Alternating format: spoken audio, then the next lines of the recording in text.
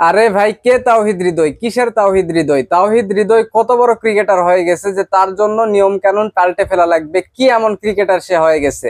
আশরাফুলের থেকে বড় ক্রিকেটার সে হয়ে গেছে। এই যে আইসিসির এলিট প্যানেলের আম্পায়ার সৈকত, সে ডিসাইড করছে বিসিবির চাকরি সে আর করবে না। কেন করবে না? এই যে ডিপিএল এ একটা আউট নিয়ে তাওহিদ হৃদয়ের সাথে তার কথা কাটাকাটি হয়, এইখানে তাওহিদ হৃদয়ের নিয়ম অনুযায়ী শাস্তি হচ্ছে 2 ম্যাচ নিষিদ্ধ থাকবে। কিন্তু তাওহিদ হৃদয় মানে কি এমন বিশাল ক্রিকেটার হয়ে গেছে, তার শাস্তি কমিয়ে একটা ম্যাচ করা হয়েছে। একটা ম্যাচ পর সে আবার ডিপিএল এ খেলছে। কেন তাওহিদ হৃদয়ের বেলায় শাস্তি কমলো কেন? কি এমন ক্রিকেটার সে হয়ে গেছে?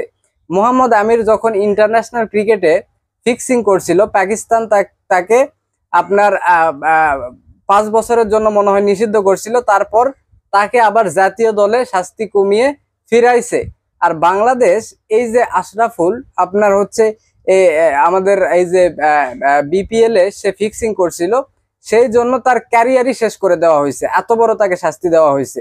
অন্যদিকে আপনার আমির ইন্টারন্যাশনাল ক্রিকেটে ফিক্সিং করে আবার ইন্টারন্যাশনাল ক্রিকেট খেলছে, আর আশরাফুল বিপিএল এ ফিক্সিং করে ক্যারিয়ার শেষ হয়ে গেছে।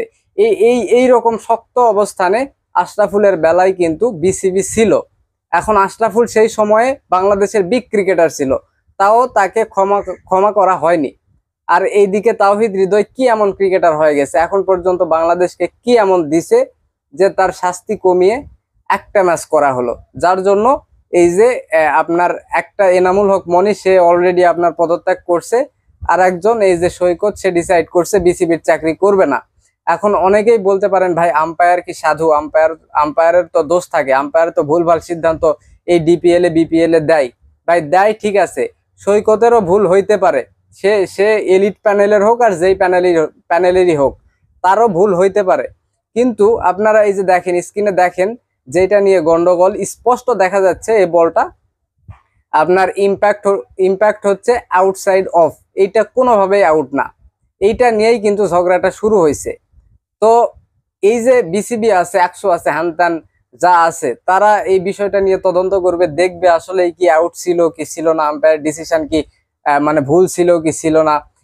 এইগুলা তদন্ত করে দেখবে, দেখে যদি মনে হয় যে আম্পায়ার ঠিক সিদ্ধান্তই দিছে, তারপরও ক্রিকেটার সরি না বলে সে তার মতো মানে একদম উল্টাপাল্টা কথা বলে যে এলিট প্যানেলের আম্পায়ার হলে আমরাও ইন্টারন্যাশনাল ক্রিকেটার, মানে এইরকম ঔদ্ধত্যপূর্ণ মানে কথা বলে, এই ক্রিকেটারের শাস্তি কেন কমাবে? যেখানে আম্পায়ার সম্পূর্ণ সঠিক, সেখানে এই ক্রিকেটার সরি না বলেও তার শাস্তি কমবে কেন? কেন কমবে ভাই? কত বড় ক্রিকেটার এই তাওহিদ হৃদয় হয়ে গেছে, বলেন আপনারা। এই হচ্ছে বাংলাদেশ ক্রিকেটের অবস্থা। হ্যাঁ, মানে আপনি জাতীয় দলে ঢুকবেন, কয়েকটা ম্যাচ ভালো খেলবেন, তারপর এমন ক্রিকেটার হয়ে যাবেন আপনার বিরুদ্ধে আর কেউ যাইতে পারবে না। এই হচ্ছে এইভাবে চলতেছে বাংলাদেশের ক্রিকেট।